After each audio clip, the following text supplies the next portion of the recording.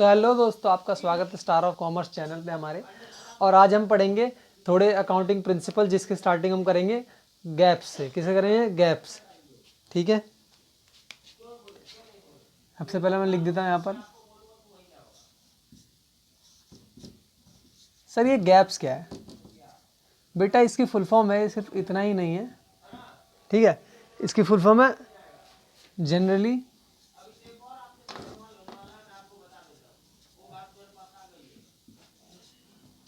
Generally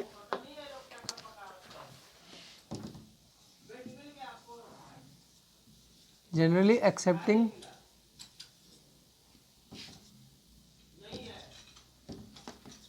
accounting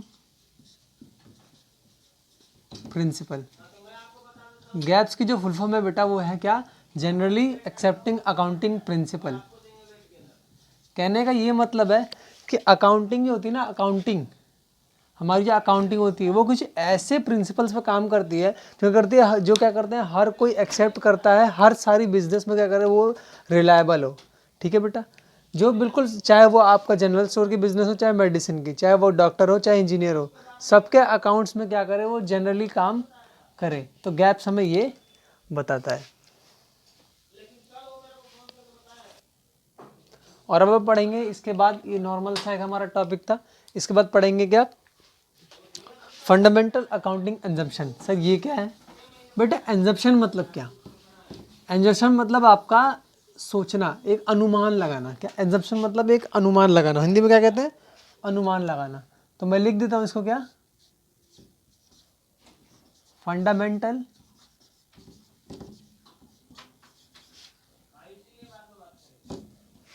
fundamental accounting exemption.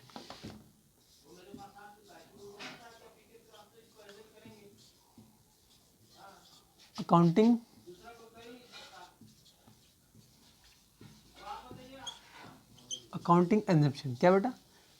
Fundamental accounting exemption मतलब कुछ ऐसे एग्जम्पशन, कुछ ऐसी सोच जो हमने फ्यूचर के लिए एग्जम्पशन किया हो, सोचा हो। ठीक है, हम पहले से मान लेते हैं। सबसे पहले इसका गोइंग कंसर्न एग्जम्पशन क्या है? Going concern exemption. सर ये क्या है बेटा? इसका मतलब है कि नॉर्मल सी बात है, जब आप अपने बिजनेस खोलते हो, जब आप अपना बिजनेस क्या करते हो, खोलते हो, तब ये तो नहीं सोचते हो कि मेरा बिजनेस क्या होगा, कल ही बंद हो जाएगा। तो ऑब्वियस सी बात है, जब बिजनेस खोलते हैं तो सोचते हैं कि हमारा लॉन्ग टर्म तक चलेगा ही चलेगा, हमेशा चलता रहेगा। इसका मतलब क्या है? गोइंग कंसर्न एग्जम्पशन, हमारा बिजनेस हमेशा ही चलेगा, कभी भी बंद नहीं होगा। दूसरा आपका कंसिस्टेंसी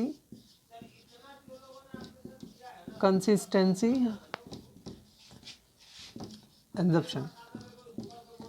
कहने का मतलब है क्या कि आपका जो फर्म है, आपका जो क्या है फर्म है, वो एक लेवल से आगे बढ़ेगा। ठीक है, वो कभी घटेगा नहीं। कंसिस्टेंसी का मतलब क्या होता है? कंसिस्टेंट का मतलब क्या होता है? इक्वल, एक ही लाइन में आगे बढ़े। तो आपका भी फर्म क्या होगा? हम ऐसा एग्जम्पशन करते हैं, ऐसा मानते हैं कि हमारा जो फर्म बढ़ेगा वो क्या करेगा? एक ही लाइन में आगे बढ़ेगा, इक्वली आगे बढ़ेगा। ठीक है बेटा, बड़ा आसान सा था, हमने समझ लिया। अगला हमारा एक्रूअल एग्जम्पशन।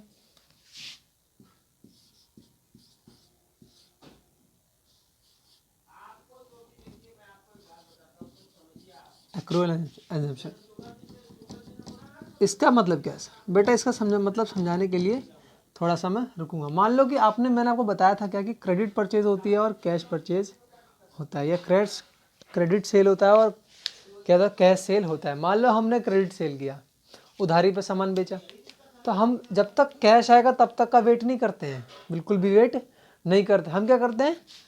एक्रूअल मैंने आपको पहले टॉपिक्स में पढ़ा चुका हूँ, जिसने वीडियो नहीं देखी वो लिंक डिस्क्रिप्शन में जाके देख सकता है। तो एक्रूअल मतलब क्या? उधार। एक्रूअल मतलब उधार, जिसका पैसा अभी नहीं आया है। तो जो पैसा अभी नहीं आया होता है, जो हम सामान बेचते हैं या खरीदते हैं, उसकी एंट्री हम तब क्या वेट नहीं करते, जब पैसा आएगा तब एंट्री करेंगे, या पैसा देंगे तब एंट्री करेंगे। हम ऑन द स्पॉट उसी टाइम क्या करते हैं? एंट्री कर लेते हैं और एग्जम्पशन करते हैं। क्या ऐसा मानते हैं वो उधार पे गया है और हमारा पैसा क्या होगा? रिटर्न हो जाएगा। क्या होगा? वो रिटर्न हो जाएगा। हाँ सर, बहुत आसान है। तो बच्चों थोड़ा और पढ़ते हैं हम अकाउंटिंग प्रिंसिपल। इसके बाद मैं इसको मिटा देता हूँ। इसकी डेफिनेशंस आप अपने हिसाब से लिख सकते हैं, क्योंकि मैं लिखवाऊंगा तो बुक्स की लैंग्वेज काफ़ी टफ हो जाएगी, तो आप अपने हिसाब से लिख सकते हैं। तो अब हम पढ़ेंगे अकाउंटिंग प्रिंसिपल। यही बहुत आसान सा टॉपिक है जी, अकाउंटिंग प्रिंसिपल कि आखिर अकाउंट्स काम कैसे करता है। ठीक है, इसके सिद्धांत क्या है, प्रिंसिपल क्या है, वो नज़र आ रहा है बच्चों? एक और बार लिख देता हूँ इसको।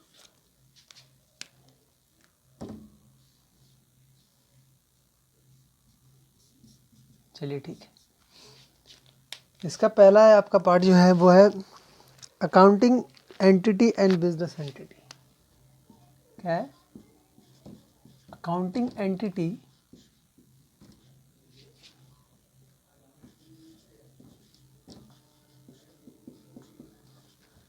And business entity. सर इसका क्या मतलब होता है? इसका मतलब ये है बच्चों, इसका मतलब ये है कि जो फर्म होगी, जो कंपनी होगी और जो ओनर होगा, दोनों बिल्कुल अलग अलग सेपरेट होते हैं। एक जैसा बिल्कुल उन दोनों में कोई भी कॉम्बिनेशन नहीं होता। कंपनी अपनी अलग होती है और ओनर क्या होता है, अपना अलग होता है। दोनों की सेपरेशन होती है। ओनर के कुछ भी हो जाने से, हाँ जी, ओनर के कुछ भी हो जाने से कंपनी पे कोई भी इफेक्ट नहीं पड़ता है। और क्या, कंपनी और ओनर अलग अलग होते हैं। दूसरा हमारा money measurement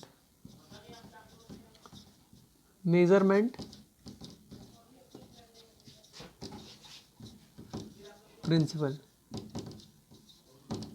money measurement principle, obvious सी बात है क्या कि जब हम क्या करते हैं कि वही ट्रांजैक्शंस रिकॉर्ड करते हैं। We record only that transaction which in monetary terms. मतलब जो भी क्या होगा, ट्रांजैक्शन सिर्फ मॉनेटरी टर्म्स में होंगे, वही क्या होंगे, सिर्फ रिकॉर्ड्स होंगे। अदरवाइज वो ट्रांजैक्शन जो मॉनेटरी टर्म्स में नहीं हो, जिनका पैसे की बात ना की गई हो, वो रिकॉर्ड नहीं करेंगे, वो रिकॉर्ड नहीं करेंगे। दूसरा अकाउंटिंग पीरियड प्रिंसिपल। पीरियड मतलब क्या बच्चों? पीरियड मतलब क्या? पीरियड मतलब कि एक टाइम का काम, एक मतलब 1 ईयर 2 ईयर, एक टाइम का फिक्स समय कि यहाँ चालू हुआ यहाँ ख़त्म हुआ। तो अकाउंटिंग हमेशा एक पीरियड में होती है। आपको पता है क्या कि 1 अप्रैल से मार्च, 31 मार्च। तो क्या कहती है, 1 साल की हम पूरी अकाउंटिंग करते हैं, फिर नेक्स्ट ईयर ही कर देते हैं। क्यों? ताकि हमें अपने लॉस और प्रॉफिट को क्या कर सके, जान सके। क्या अपने लॉस और प्रॉफिट को जान सके। ठीक है बच्चों, अगला टॉपिक है आपका फुल डिस्क्लोजर प्रिंसिपल।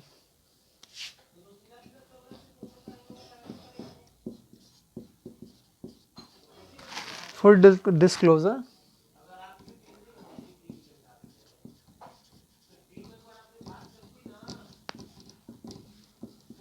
ठीक है बच्चों, इसमें लिखा हुआ है क्या कि अकॉर्डिंग टू दिस प्रिंसिपल, मतलब इस प्रिंसिपल के according of full disclosure there should be complete and understandable reporting of financial statement of all significant information। Normal सी बात है क्या कि फुल डिस्क्लोजर होना चाहिए। जो भी हम अकाउंटिंग अकाउंट्स का फाइनेंशियल स्टेटमेंट हम देते हैं कंपनी को, या कुछ भी एंट्री करते हैं, वो बिल्कुल सिक्योर और बिल्कुल करेक्ट होना चाहिए। किसी की भी कहीं पे एंट्री छूटी हुई नहीं होनी चाहिए। वही लिखा हुआ है कि जो फाइनेंशियल स्टेटमेंट होगा वो क्या होगा, कंप्लीट होना चाहिए और अंडरस्टैंडेबल होना चाहिए, समझने लायक होना चाहिए। ऐसा नहीं कि हमने कहीं कहीं की एंट्री कर दी, कहीं कहीं की एंट्री कर दी। बिल्कुल करेक्ट एंड एक्यूरेट हमें क्या करना पड़ता है, एंट्री करनी पड़ती है। इसी को बोलते हैं क्या, फुल डिस्क्लोजर प्रिंसिपल। और अगला है मटेरियलिटी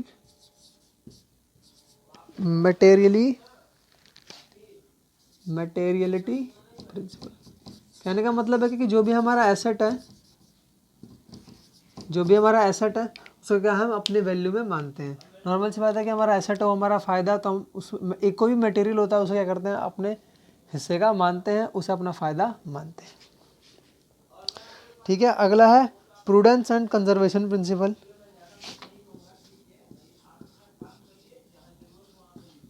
प्रूडेंस एंड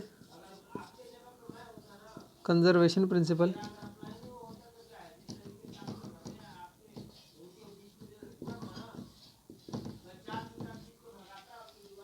कहने का मतलब है कि प्रूडेंस एंड कंजर्वेशन क्या बोलता है कि हमें फ्यूचर के सारे लॉस अभी से लेकर चलने होते हैं। मान लो कि हमें पता है, मैंने आपको बताया था कि पीडीडी हमने पढ़ा था, पीडीडी याद है, पीडीडी बैड डेब्ट एंड बैड डेब्ट रिकवर्ड अकाउंट। तो उसमें क्या हमने पहले से सारे लॉस लेके चलते हैं, ठीक है, ताकि हमें बाद में कोई भी लॉस झेलना ना पड़े। प्रूडेंस एंड कंजर्वेशन प्रिंसिपल यही बोलता है क्या कि हम पहले से सारे क्या करेंगे, लॉस को लेके चलेंगे ताकि आगे जो भी फ़ायदा हो हमारा करेक्ट फ़ायदा हो। और मान लो कि कोई लॉस नहीं भी होता है तो ऑब्वियस सी बात है हमारा फ़ायदे में जाके प्लस हो जाएगा, मतलब अच्छी बात है ना, कॉमन सी बात। ठीक है, अगला है concept, cost concept and historical cost concept. Cost concept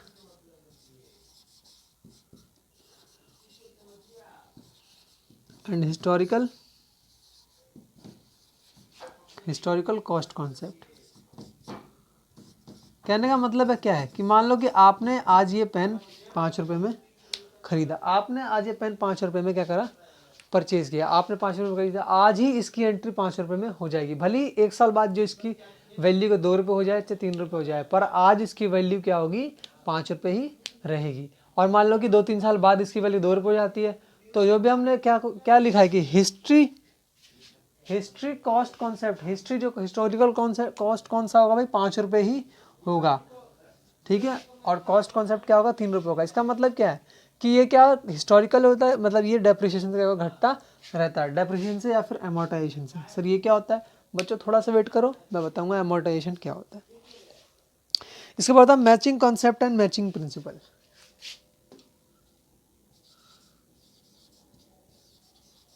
matching concept and matching principal.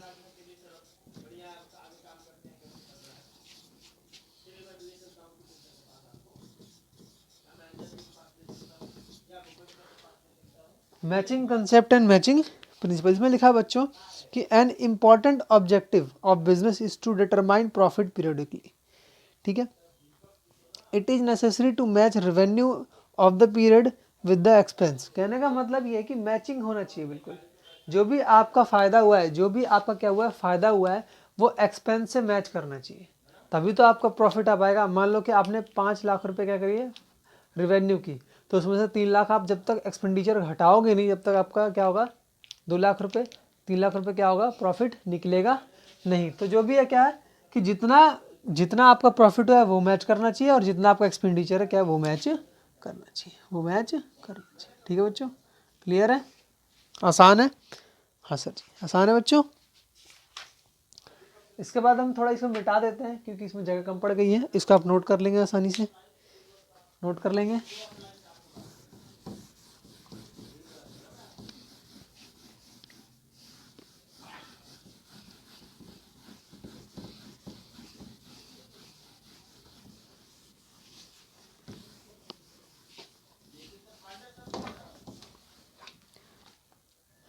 अगला है आपका dual aspect and duality principle. Dual aspect and duality principal.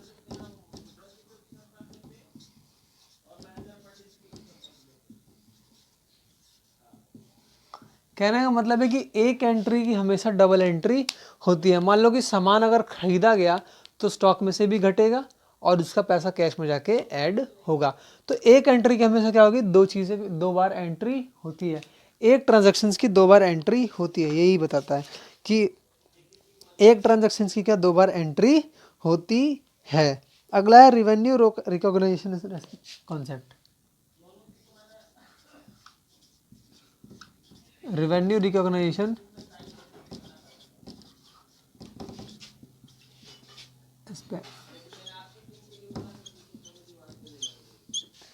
Revenue concept, sorry concept.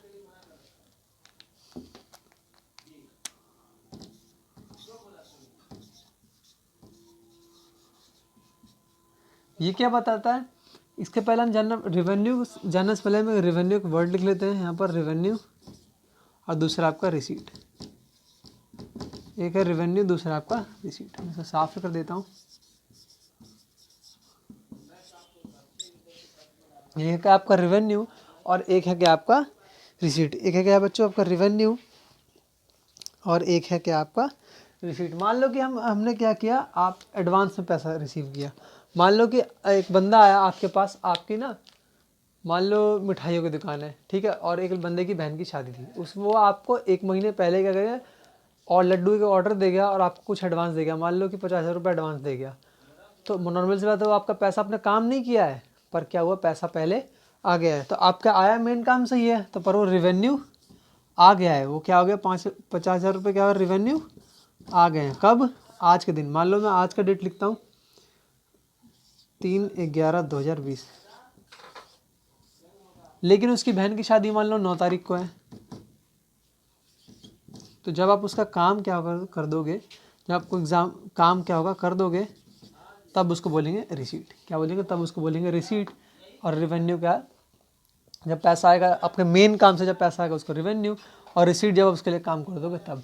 तो रिवेन्यू रिकॉग्निशन से इस कॉन्सेप्ट ये बोलता है कि रिवेन्यू की एंट्री उसी दिन हो जाएगी 3 तारीख को, और रिसीट की एंट्री 9 तारीख को होगी। इसका मतलब ये कि इन दोनों की एंट्री सेपरेट तरीके से होगी, एक एंट्री दोनों की नहीं होगी, सिंगल एंट्री कभी पास नहीं होगी। रेवेन्यू की डिफरेंट एंट्री होगी, अलग एंट्री होगी, और रिसीट की अलग एंट्री होगी। ठीक है बच्चों। अगला है variable objective concept, sorry verifiable. Verifiable objective concept.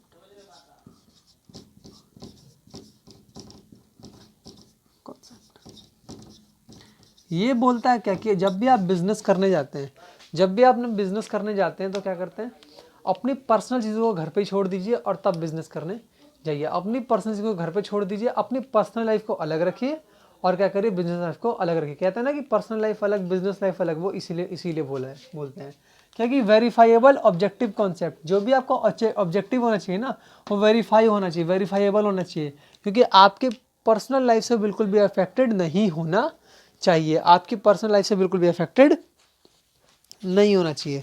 ठीक है बच्चों।